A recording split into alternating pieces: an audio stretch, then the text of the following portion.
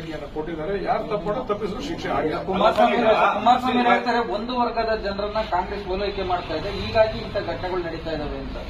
ಕುಮಾರಸ್ವಾಮಿ ಅವರೀಗ ಬಿಜೆಪಿಯವ್ರ ಜೊತೆ ಸೇರ್ಕೊಂಡಿರೋದ್ರಿಂದ ಮಾತು ಹೇಳ್ತಾ ಇದ್ದಾರೆ. ಕುಮಾರಸ್ವಾಮಿ ಅವರಿಗೆ ಅದನ್ನ ಮಾತು ಹೇಳಲೇಬೇಕು.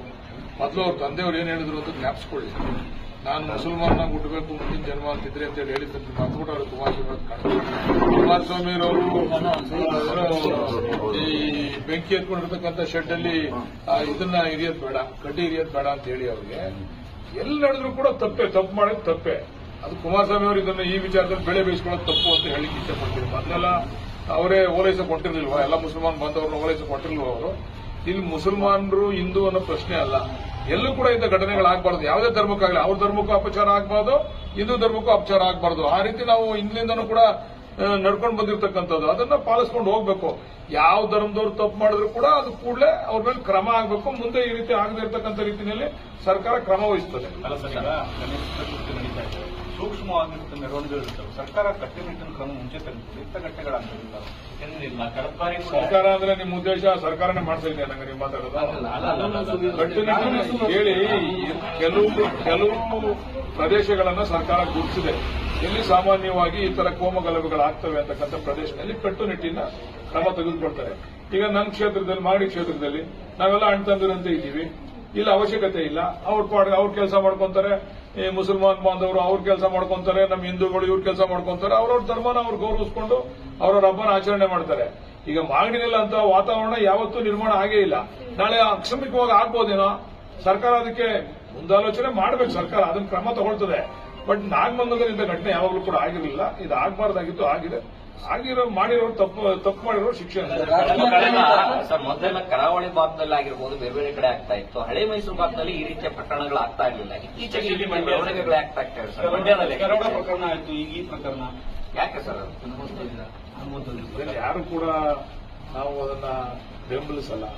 ಈಗಾಗಲೇ ಹೇಳಿದೀವಲ್ಲ, ಎಲ್ಲರೂ ಅವ್ರವ್ರ ಧರ್ಮ ಅವ್ರವ್ರ ದೊಡ್ಡದು. ಅವ್ರವ್ರ ಧರ್ಮ ಅವ್ರವ್ರ ಗೌರವಿಸಬೇಕು. ಬೇರೆ ಧರ್ಮದವ್ರ ಮೇಲೆ ಈ ರೀತಿ ಮಾಡ್ತಕ್ಕಂಥದ್ದು ಅದು ಒಳ್ಳೆ ಬೆಳವಣಿಗೆ ಅಲ್ಲ.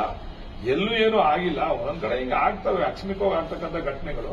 ಅದನ್ನೇ ನೀವು ಮಾಧ್ಯಮದವರು ಅಲ್ಲಂಗಾಗಿದೆ, ಇಲ್ಲಿಂಗಾಗಿದೆ, ಕರಾವಳಿಲಿ ಆಯ್ತಿತ್ತು, ಈಗ ಶುರು ಆಗದೆ ಅಂತ ಹೇಳೋದು ಬೇಡ. ದಯಮಾಡಿ ನಮ್ಮ ಭಾಗದಲ್ಲಿ ನಾವೆಲ್ಲ ಅಣ್ತಂದಿರತೆ ಇದ್ದೀವಿ. ಹಂಗೆ ಮುಂದೆನೂ ಕೂಡ ಇರ್ತೀವಿ. ಆಹಾರ ಆಗಿದೆ ಸರ್. ಕಾಂಗ್ರೆಸ್ ಓಲೈಕೆ ರಾಜಕಾರಣದಿಂದ ಇಂಥ ಪರಿಸ್ಥಿತಿ ಬಿಜೆಪಿಗೆ ಏನು ಆಹಾರ ಆಗಿದೆ? ಹಂಗಾರೆ ಹಿಂದೂ ಮುಸಲ್ಮಾನ್ ವಿರೋಧಿಗಳ ಬಿಜೆಪಿಯವರು ಯಡಿಯೂರಪ್ಪನವರು ಟೋಪಿ ಹಾಕೊಂಡು ಬಿರಿಯಾನಿ ತಿಂದಿದ್ದು ನೋಡಿಲ್ವಾ? ಜಗದೀಶ್ ಶೆಟ್ಟರ್ ಹೋಗಿದ್ದು ನೋಡಿಲ್ವಾ? ಶೋಭಾ ಕರಂದ್ಲಾಜೆ ಅವರು ಮಸೀದಿಗೆ ಹೋಗಿ ಬಂದಿರೋದು ನೋಡಿಲ್ವಾ? ಸುಮ್ಮನೆ ಇವೆಲ್ಲ ವೋಟ್ ನಾಸೆಗೋಸ್ಕರ ಮಾಡ್ತಾ ಇರ್ತಕ್ಕಂಥ ಗಿಮಿಕ್ಗಳು.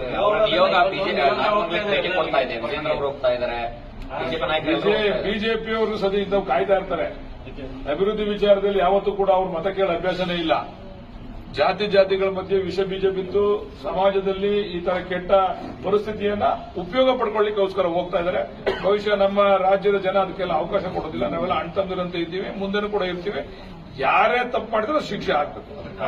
ಇದೇ ಜಾಗದಲ್ಲಿ ಸಣ್ಣದಾಗಿ ನಡೆದಿಲ್ಲ, ಈ ಬಾರಿ ದೊಡ್ಡದಾಗಿ ನಡೆದಿದೆ.